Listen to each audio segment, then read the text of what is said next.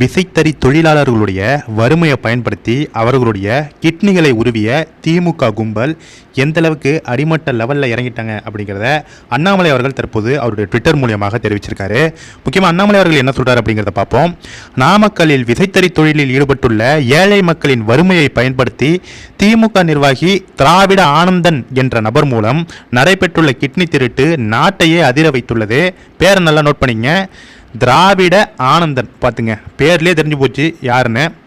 குறிப்பாக மணச்சநல்லூர் திமுக சட்டமன்ற உறுப்பினருக்கு சொந்தமான தனலட்சுமி சீனிவாச மருத்துவக் கல்லூரி மருத்துவமனையில் வைத்தும் திமுகவினருக்கு தொடர்புடைய இன்னும் சில மருத்துவமனைகளில் வைத்தும் தான் தங்களுடைய கிட்னி எடுக்கப்பட்டது என்று பாதிக்கப்பட்டவர்கள் தெரிவித்துள்ளனர். இது குறித்து செய்திகள் வெளிவந்து 5 நாட்கள் ஆகியும் கிட்னி திருட்டில் புரோக்கராக செயல்பட்ட திமுக நிர்வாகி திராவிட ஆனந்தனை திமுக அரசு கைது செய்யவில்லை. தனிப்படை அமைத்து தேடி வருவதாக காவல்துறை கூறி வருகையில் அந்த நபர் அவரது வீட்டருகே இருசக்கர வாகனத்தில் சுற்றித் திரியும் சிசிடிவி காட்சிகள் வெளியாகி இருக்கின்றன. தமிழகத்தில் பாலியல் குற்றங்கள், கொலை, கொள்ளை என பெரும் குற்ற செயல்களில் ஈடுபடுபவர்கள் பெரும்பாலும் திமுகவினராகவே இருக்கின்றனர். திமுக அரசு தங்கள் மீது நடவடிக்கை எடுக்காமல் காப்பாற்றிவிடும் என்ற நம்பிக்கையே அவர்கள் இத்தனை தைரியமாக குற்ற செயல்களில் ஈடுபட காரணம். அதனை மீண்டும் மீண்டும் நிரூபிப்பது போல செயல்படுகிறது முதலமைச்சர் திரு ஸ்டாலின் அவர்கள் கட்டுப்பாட்டில் உள்ள தமிழக காவல்துறை. தமிழகத்தில் கந்துவெட்டி தடை சட்டம் உள்ளது. ஆனால் நாமக்கல் மாவட்டத்தில் கிட்னி திருட்டால் பாதிக்கப்பட்டவர்கள் பெரும்பாலும் கந்துவெட்டி கடனை தீர்க்கவே சட்டவிரோதமாக கிட்னி விற்பனை செய்ய முன்வந்ததாக தெரிவிக்கின்றனர்.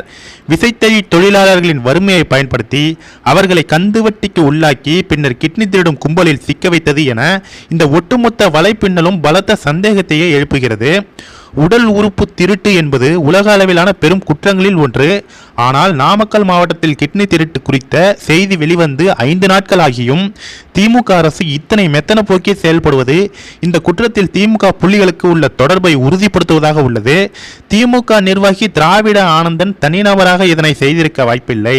முதலமைச்சர் திரு ஸ்டாலின் இனியும் தாமதிக்காமல் உடனடியாக சிறப்பு புலனாய்வு படை அமைத்து இந்த குற்றங்கள் குறித்து விசாரணை செய்வதோடு இதில் தொடர்புடைய நபர்கள், மருத்துவமனைகள் என அனைவர் மீதும் கடுமையான நடவடிக்கை எடுக்க வேண்டும் என்று வலியுறுத்துகிறேன். கண்டிப்பாக இதை பார்க்குறப்ப திட்டமிட்டு கடன் வாங்க வைத்து, அதாவது ஒரு 5000 ரூபாய் கடன் வாங்குறாங்கன்னா கந்துவெட்டி மூலியமாக நீ திரும்பி 50,000 கொடுக்கணும் அப்படின்னு நான் பொதுவாக ஒன்று சொல்கிறேன். இது மாதிரி கந்துவெட்டி வாங்கி அவர்களை கிட்னியை விற்கும் அளவிற்கு மன உளைச்சலுக்கு ஆளாக்கி அதன் பிறகு அவர்களுடைய கிட்னியை திருடும் இந்த கும்பல் எவ்வளோ மட்டரகமாக ஒரு மனிதர்களை எந்த அளவுக்கு அவங்களுடைய உறுப்புகளை விற்று பிழைப்பு நடத்தி திங்கும் கும்பல். அதாவது இவர்களுக்கும் மிருகங்களுக்கும் நமக்கு வித்தியாசம் இல்லை. கண்டிப்பாக இதை காவல்துறை மற்றும் தமிழக அரசு உடனடியாக